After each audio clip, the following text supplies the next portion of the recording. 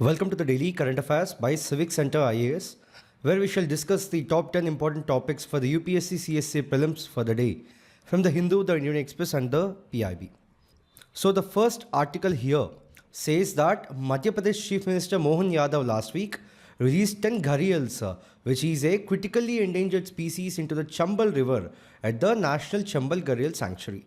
In this context, we'll talk about Gharials like the species and characteristics, habitat and breeding, population and conservation, and lastly the significance of the Chambal Sanctuary. See, firstly talking about Gharials. See, they are long-snouted fish-eating crocodiles. Know that they are named after the Hindi word ghara due to the bulbous snout tip in the adult males. Furthermore, they are known for the slender snouts with sharp interlocking teeth adapted for catching the fish. Furthermore, the males grow between 3 to 6 meters, whereas the females grow between 2.6 to 4.5 meters. Now, moving forward, what about the ecological and cultural significance with respect to this? See, ecologically, they play a vital role in maintaining the river ecosystems by cleaning up the carrion. Also, in the Indian mythology, they are considered sacred because they are depicted as the divine mount of goddess Ganga. Now, moving forward with respect to its habitat and breeding, see, they inhabit in rivers, preferring the sandbanks, sandbars, and islands for basking and nesting. With respect to its breeding season, the mating occurs from November to January, and the nesting takes place between March and May. And also the females provide initial parental care after hatching. Now, moving forward with respect to the population conservation, see, the Madhya Pradesh at present has the highest Gharial population in India with 2,456 individuals recorded in the 2024 census. Whereas globally, the population saw a steady recovery until 1997, but declined by 58% between the years 1997 to 2006. And significantly, they are likely extinct in the Myanmar and Bhutan, with small, uncertain populations in Pakistan, Nepal, and Bangladesh. Now, lastly, with respect to the conservation efforts, see, India took several initiatives with respect to their conservation. Firstly, it established 16 captive breeding and release centers and 5 Gharial sanctuaries between the year 1975 to 1982.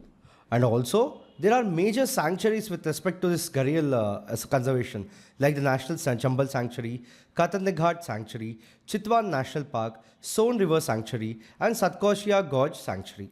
Then we also followed few strategies like captive breeding and release programs, population monitoring and threat management. And secondly, we also followed community engagement in habitat preservation awareness campaigns.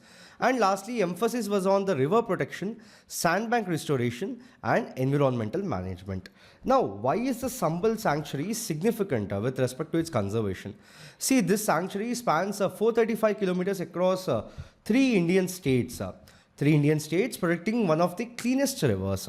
Furthermore, the habitat is a habitat for over 290 bird species, and including 80% of India's rare skimmers. And furthermore, they are crucial for Gharial population revival with successful relocation efforts in Punjab. Moving on to the second article. What is the second article? The second article says that NASA prepares to launch the SPHEREx, which is a groundbreaking telescope surpassing James Webb capability in certain aspects. With a modest $488 million budget, SPHEREx will survey the entire sky, map cosmetic structures, and lastly explore the universe's origin. In this context, we'll talk about the various aspects with respect to NASA's SPHEREx Space Observatory.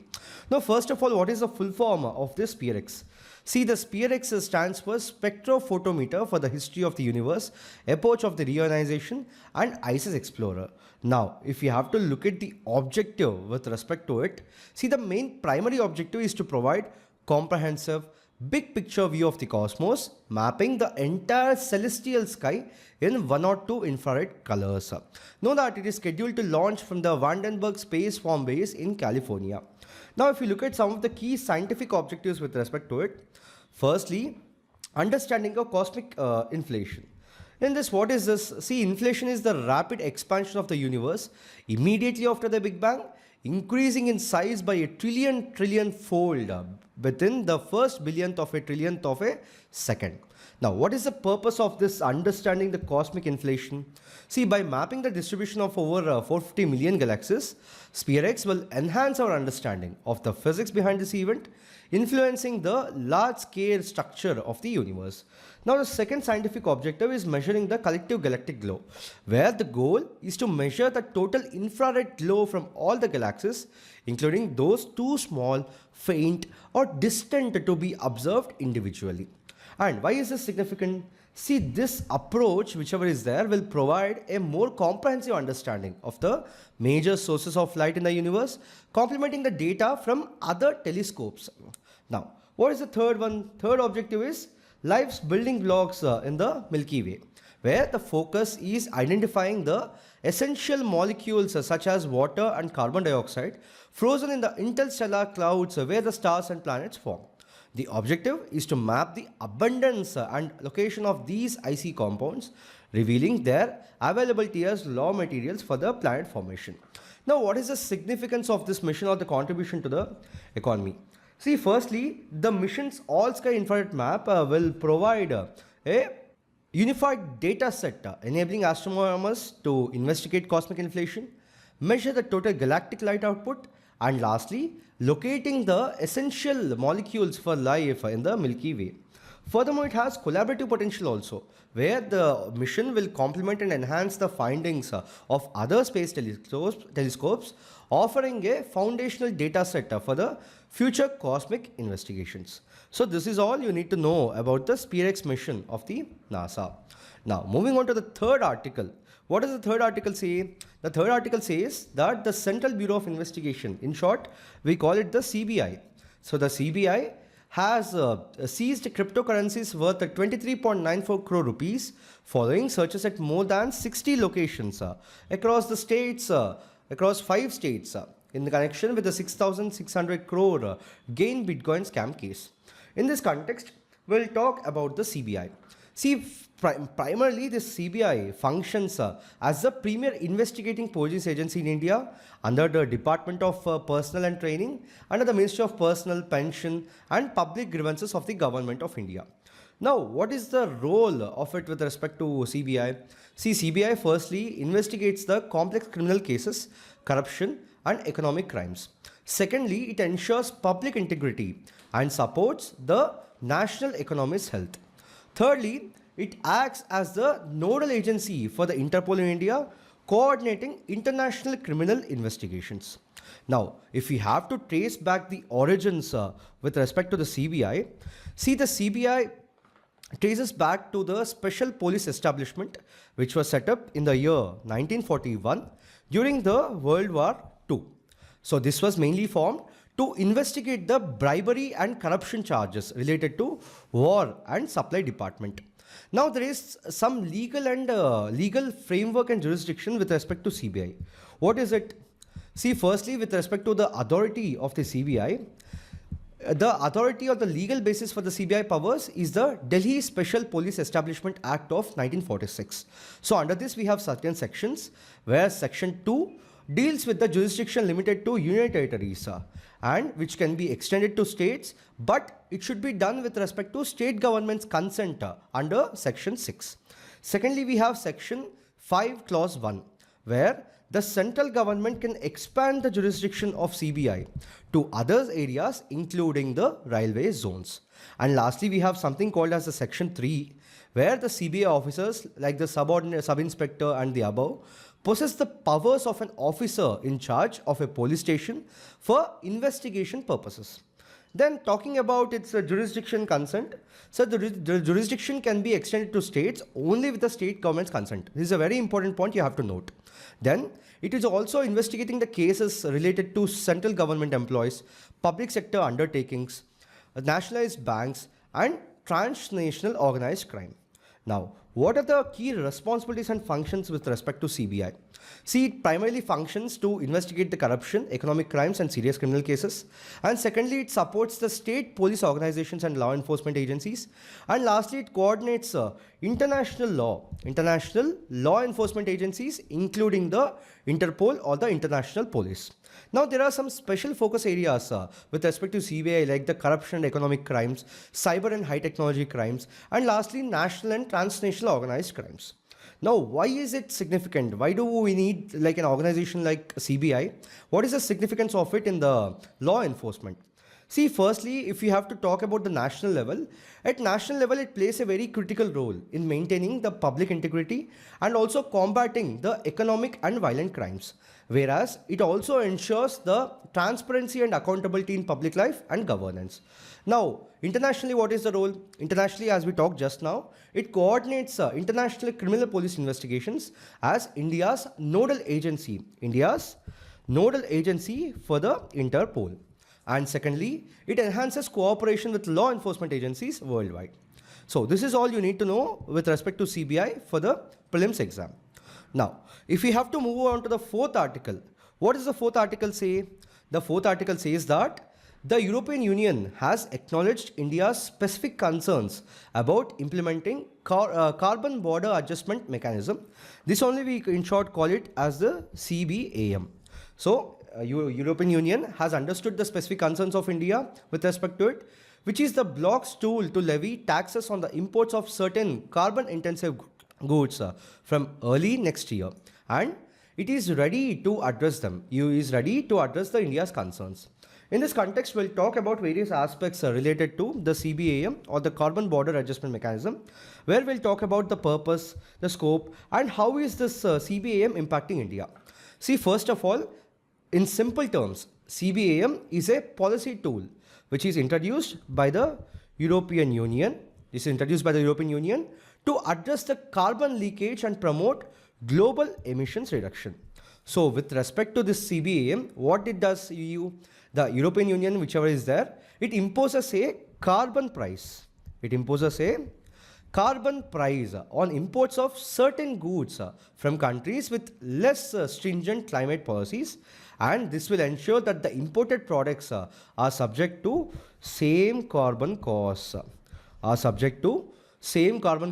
as those produced within the European Union.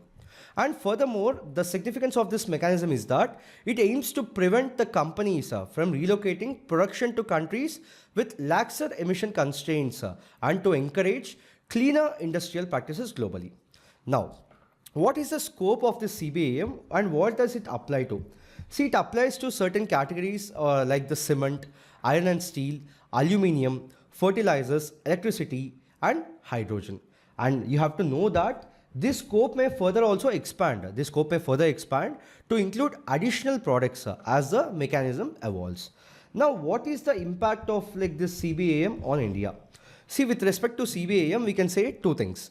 Firstly, we'll have some economic impact where some studies suggest that there would be a 25% tariff. There would be a 25% tariff additionally levied on the carbon intensive goods exported from India to the European Union, which will pose challenges for domestic industries.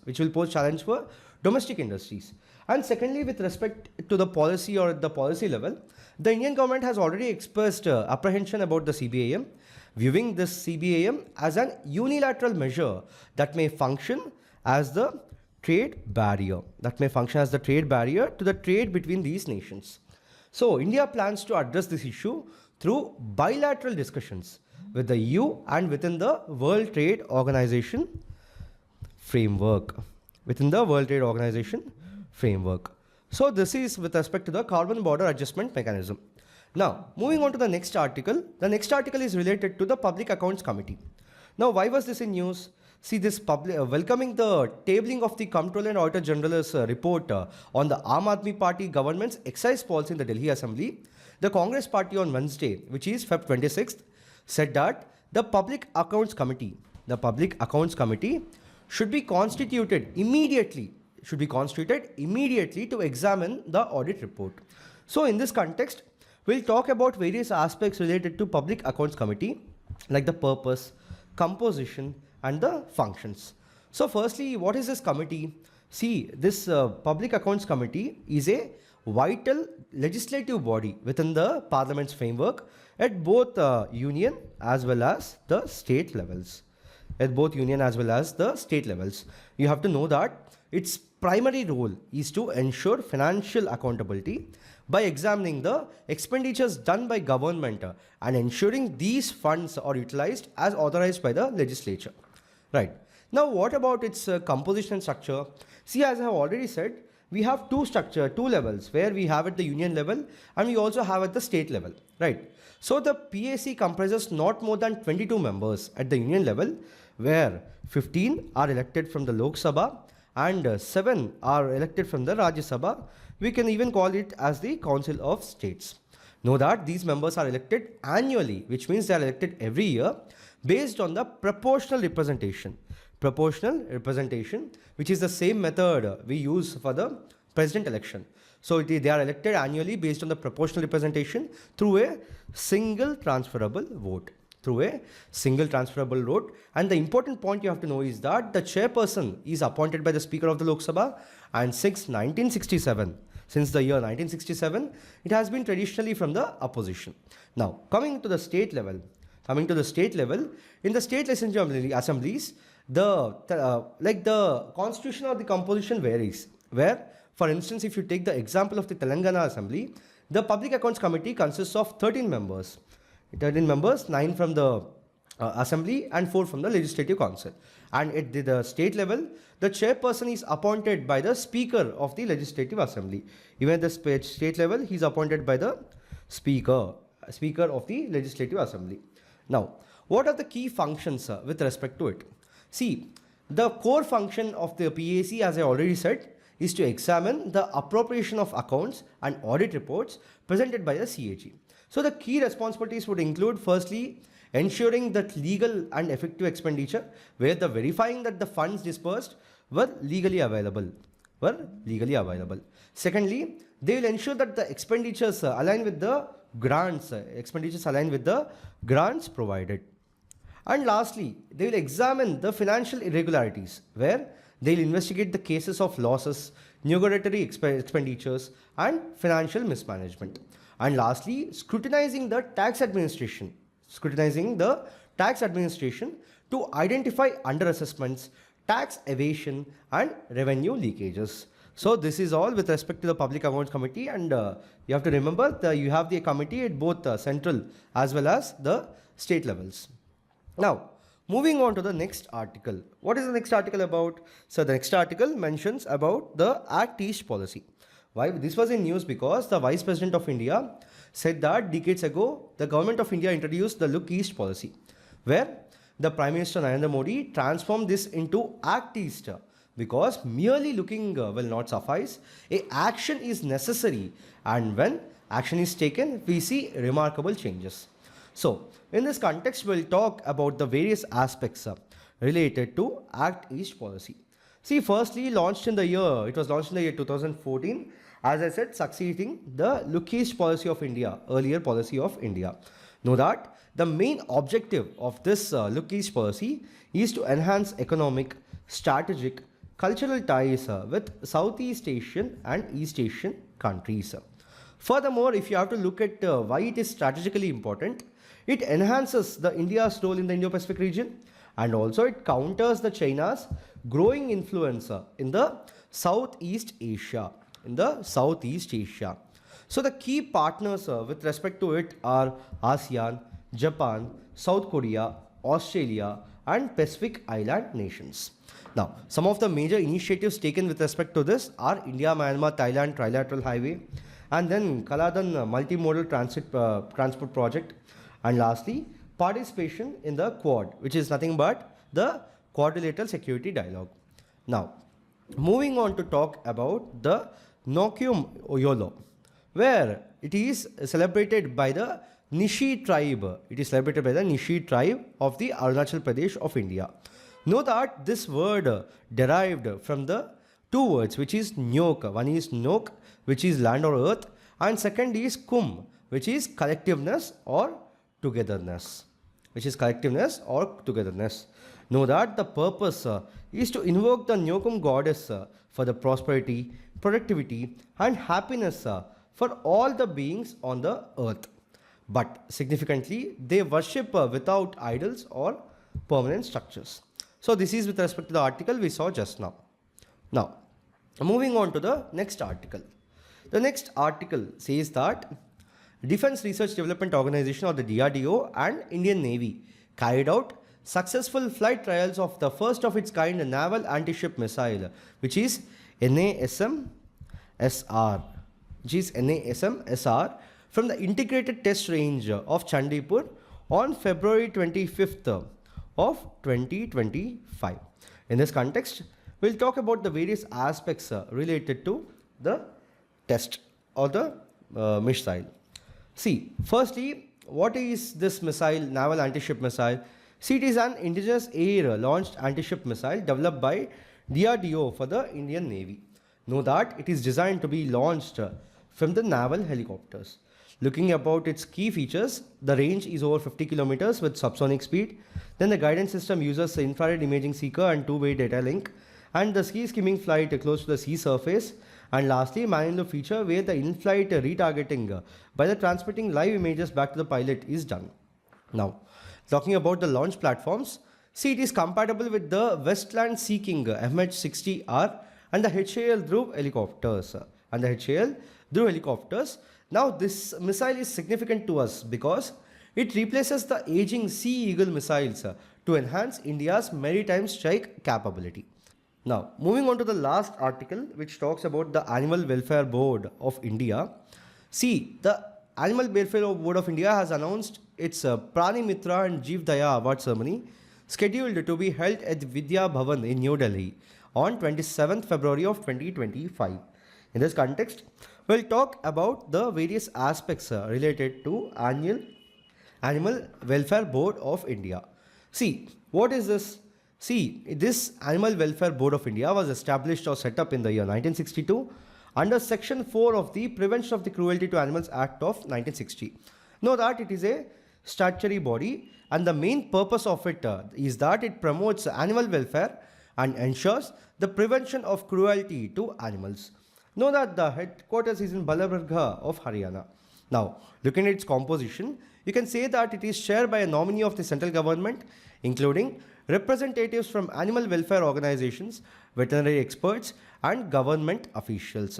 Talking about its functions, firstly, it advises the central government on animal welfare. Secondly, it facilitates creation of shelters, rescue homes, and animal welfare organizations. And lastly, it regulates the use of animals in films and entertainment. Now, this board is very significant because it plays a key role in enforcing the Prevention of Cruelty to Animals Act of 1960, promoting ethical treatment of animals in India. So, in this video, we have discussed 8 articles in total for today. We'll be back again with another video tomorrow. Thank you.